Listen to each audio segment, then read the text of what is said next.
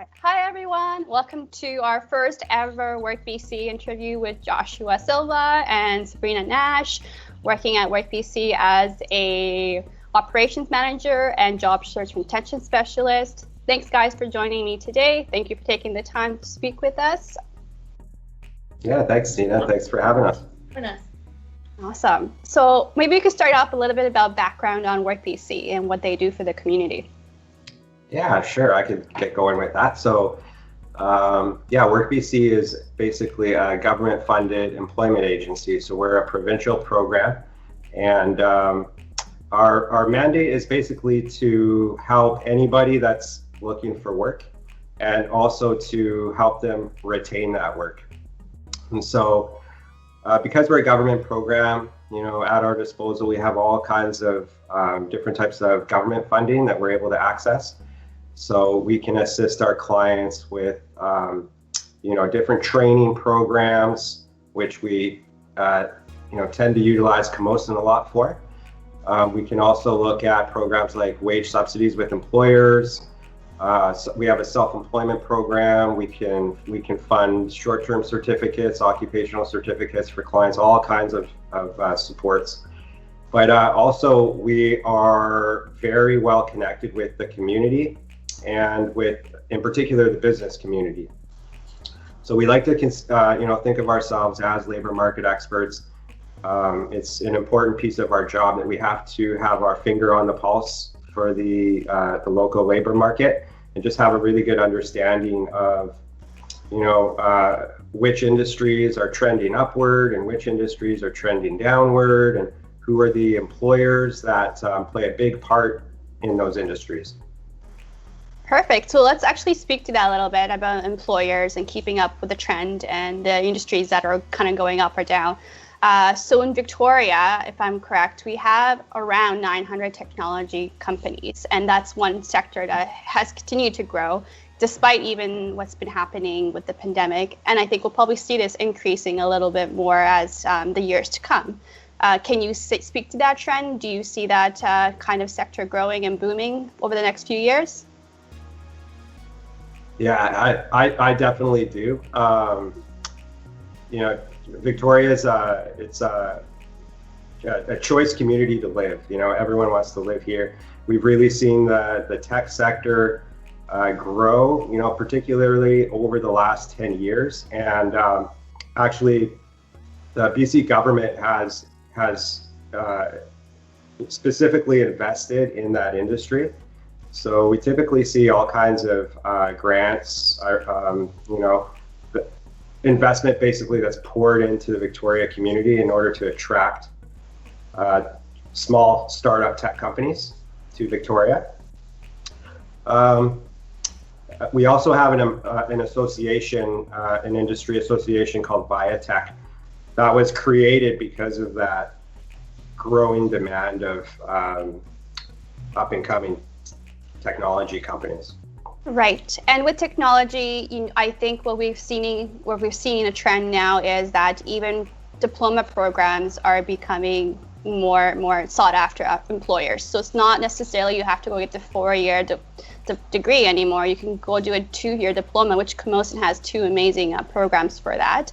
And you can get work after, correct? Employers do recognize the Camosun students, and they do appreciate and do hire on our students. Can you speak to that a little bit? Do you know some experience in Camosun students coming your way, maybe, or working with some of them? Yeah, I can speak to that. So I think that definitely in the tech sector, there are quite a few short-term type of programs to get the technical skills, to get your feet on the ground. And a lot of employers are hiring for, those skills and for the diplomas and certificates that are available. And even when the pandemic hit, we were still seeing clients or job seekers who we work with gaining employment because of those skills. So it wasn't really an industry or a sector that really had a lot of slowdown. There was still movement in the labor market with those technical skills, that's for sure. That's awesome. It's so nice to hear. Yes, definitely. I feel like that's something that's really sought after for our students, especially the diploma programs in technology. So that's really great news to hear. If I could just shift it over a little bit to another sector, we have lots of students that come to Camosun that are also interested in business and business management. 90% of our graduates are very successful in finding employment 6 months after their graduation. Is this a sector that we can still see kind of holding steady or increasing in the next few years to come? Yeah, absolutely. For Victoria in particular, one of the largest employers is the BC public sector, and most of those jobs are in that industry. So there's no sign with BC public sector that they're going to be laying staff off or anything like that.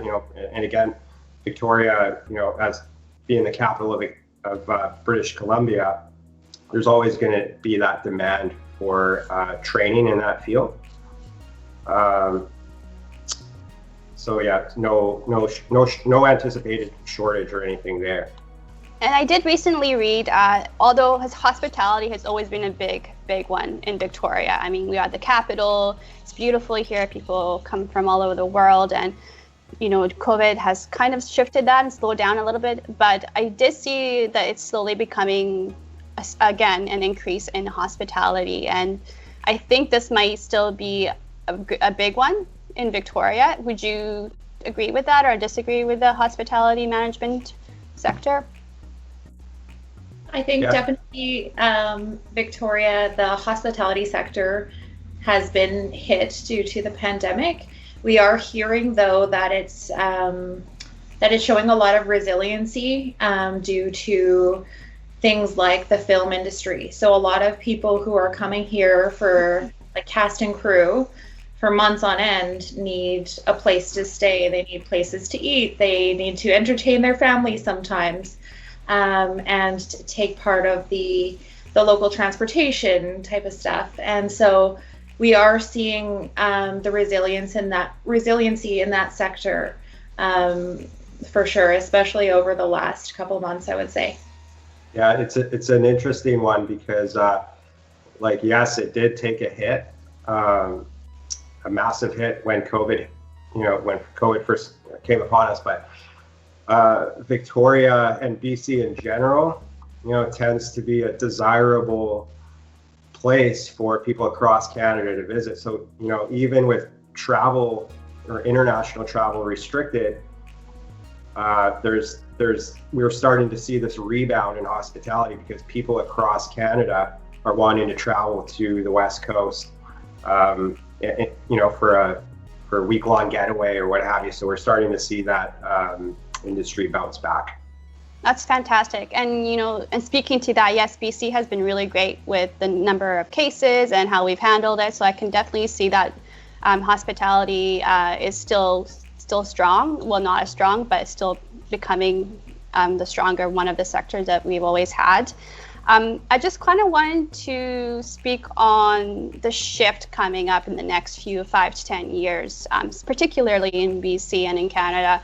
So we're going to see a big shift in the labor market and who we hire, right? So we have the baby boomers retiring. So for those of you who don't know, baby boomers are previous generation to the ones that our youth are today, and they will be retiring out of their jobs and employment, and the sectors that they're in will be needing that covered. So youth and immigrants in Canada will be a huge impact to how we solve this problem, as we will really need them to hold our economy and build on our economy. So do you guys have any foresight in what that's going to look like, or what that might be in the next 5 to 10 years?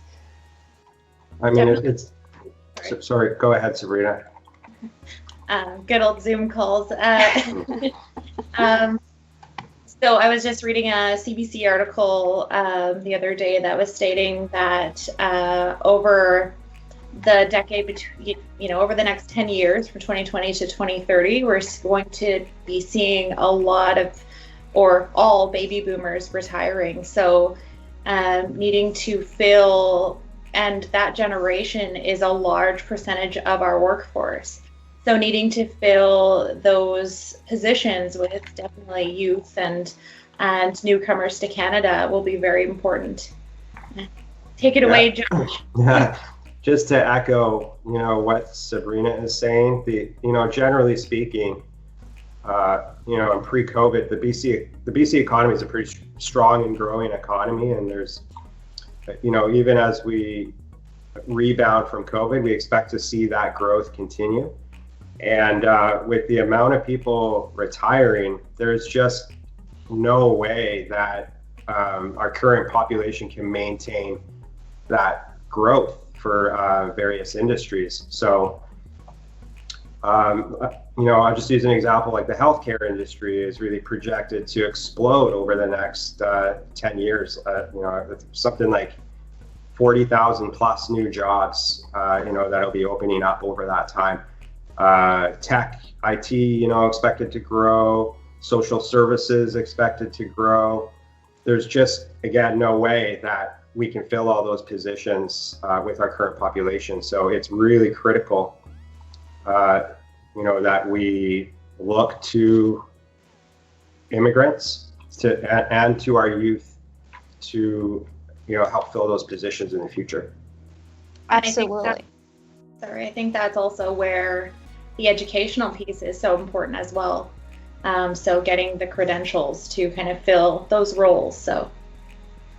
Yeah, let's speak to that a little bit. That's a great point that you made, Sabrina. So at Camosun, I think we take pride and we really are excited that the skills that we provide are practical and they're relevant to the labor market. So like you said, those certificates, diplomas, degrees are going to be really what kind of gets you the job. Would you say that in the next few years to come, that there is that shift now that, education and getting your education is going to be one of the main factors for you in securing a job?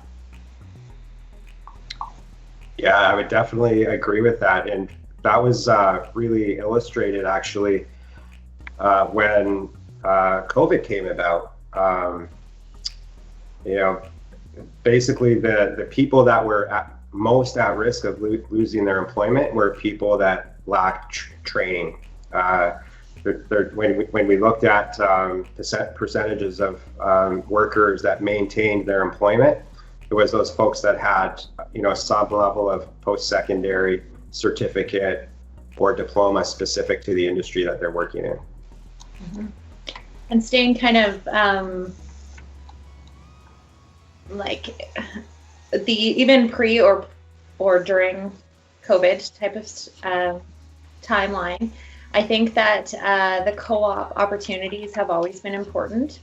And I think that Camosun does have a great co-op program with a lot of your educational credentials.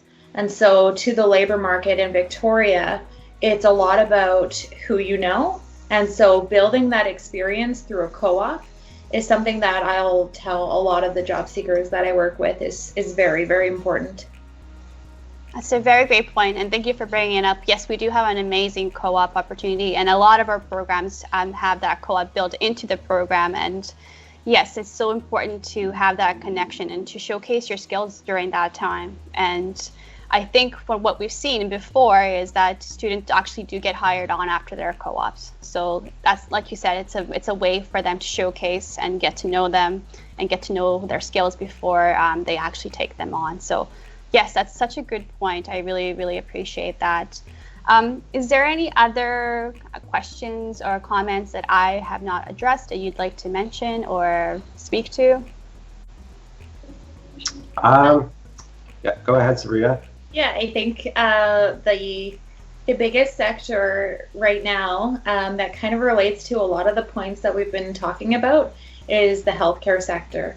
And even in BC, there's been some free kind of training opportunities to fill a lot of these roles. So, I mean, there's still a lot of employment out there, and our economy is still still growing and shifting to meet demands. And I think it can still, especially we've seen a shift, I would say, in my work anyway, working with job seekers since August, that the labor market has really opened up, and especially, throughout the healthcare sector has been one to look at for sure.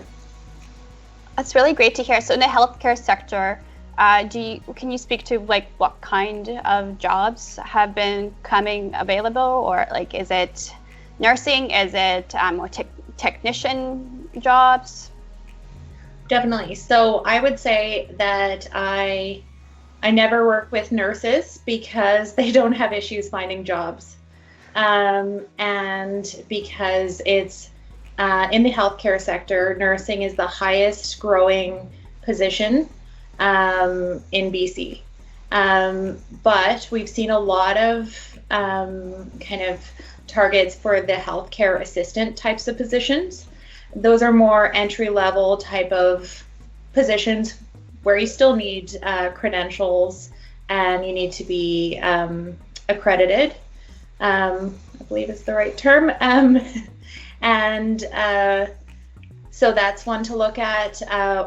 Also, I know a big position that locally is kind of lacking is the lab assistant positions. And, personally, that's something that hits my home as my partner is a lab tech. So he talks about it all the time. So those two in particular, I have kind of been working with job seekers on healthcare aides and lab assistants.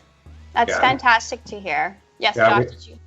Yeah, we also encourage our clients to, pursue healthcare specific training courses. So things like X-ray tech, things like that are in demand.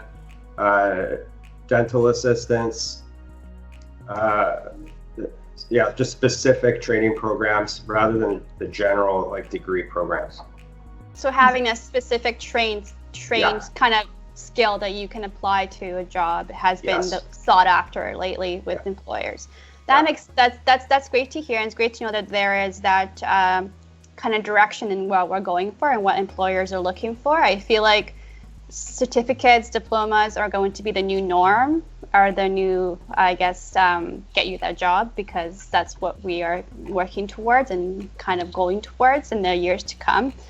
Thank you so much. I think I have all my questions that I had. Thanks for spending the time and the day with me and recording this.